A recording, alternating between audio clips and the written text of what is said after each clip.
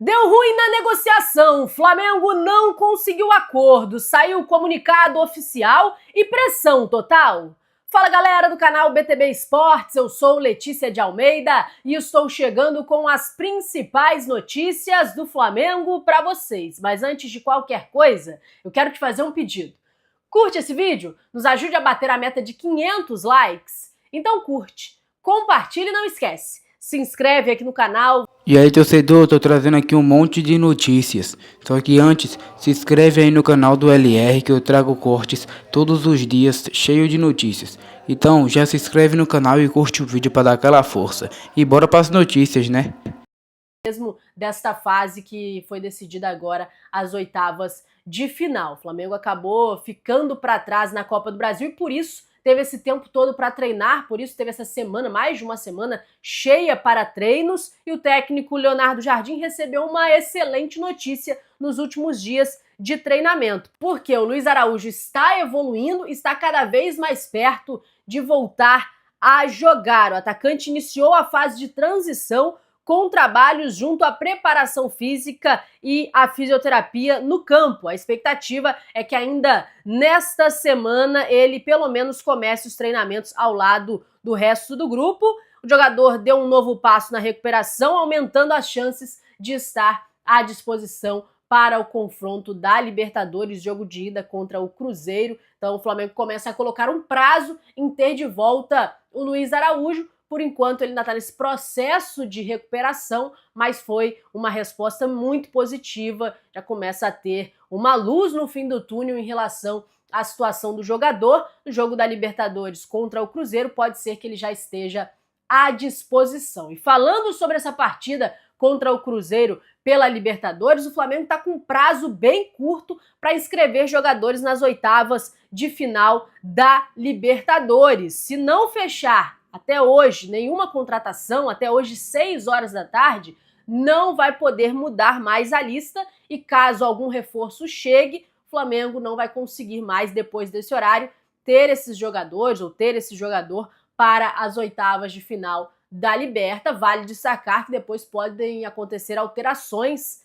para as quartas de final, substituições, né? Tira um jogador e coloca outro, pode tirar um jogador que foi negociado, ou um garoto da base, colocar um reforço, mas para esta fase contra o Cruzeiro pelas oitavas de final, se o Flamengo não fechar nada até às 18 horas desta sexta-feira, não vai conseguir ter novos inscritos para o jogo contra o Cruzeiro, jogo de ida lá em Belo Horizonte, jogo de volta aqui no Rio de Janeiro. Até o momento, ainda não anunciou nenhum reforço, até esse momento, e há até uma expectativa sobre alguns acordos serem feitos nessa janela, mas dificilmente até o final da tarde de hoje. Dificilmente vai conseguir bater o martelo em alguma negociação até às 18 horas. Então, o Flamengo pode ficar aí sem reforços neste dia D para inscrição na Libertadores, o que não muda em relação a contratar, mas prejudica, né? E tem uma pressão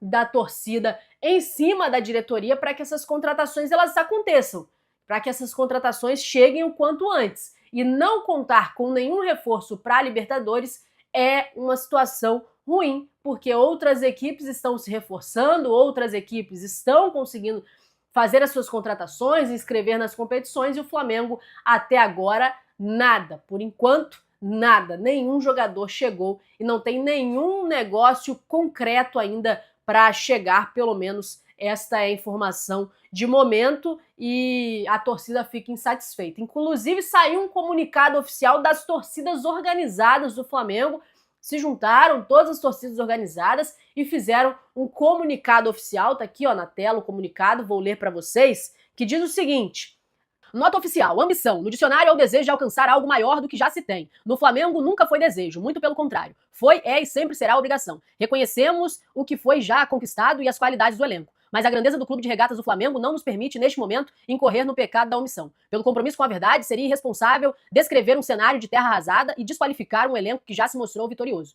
Os últimos resultados, porém, exigem que todos nós, torcedores, jogadores, comissão técnica e diretoria, reafirmemos o compromisso inegociável com a vitória. Mais do que isso, o compromisso com a entrega em campo. Num momento decisivo da temporada é preciso colocar os pés no chão e recuperar o espírito que nos fez chegar ao topo das Américas. E é nesse sentido que Jardim e Boto, mais do que nunca, são responsáveis diretos pelo caminho a ser trilhado e no restante da temporada. O clube de regatas do Flamengo, sua história e sua nação não admitem meio termo, tampouco fraqueza. A imagem e semelhança de Jesus, o europeu que pisa na Gávea, deve estar imbuído dos ideais que sustentam a centenária história do rubro-negro e a covardia não é um deles.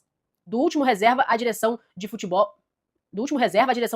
confiamos que o presidente não será leniente com a passividade e fará descer do trem tudo aquilo que não é compatível com a história do Clube de Regatas do Flamengo. Medo, fraqueza e apatia. Esse foi o pronunciamento oficial das torcidas organizadas do Flamengo, fazendo cobranças, claro, destacando o potencial do time, destacando o quanto esse time é vitorioso, mas também cobrando da diretoria, dos jogadores. O que você achou, torcedor, desse corte? Não esqueça de se inscrever no canal para dar aquela força.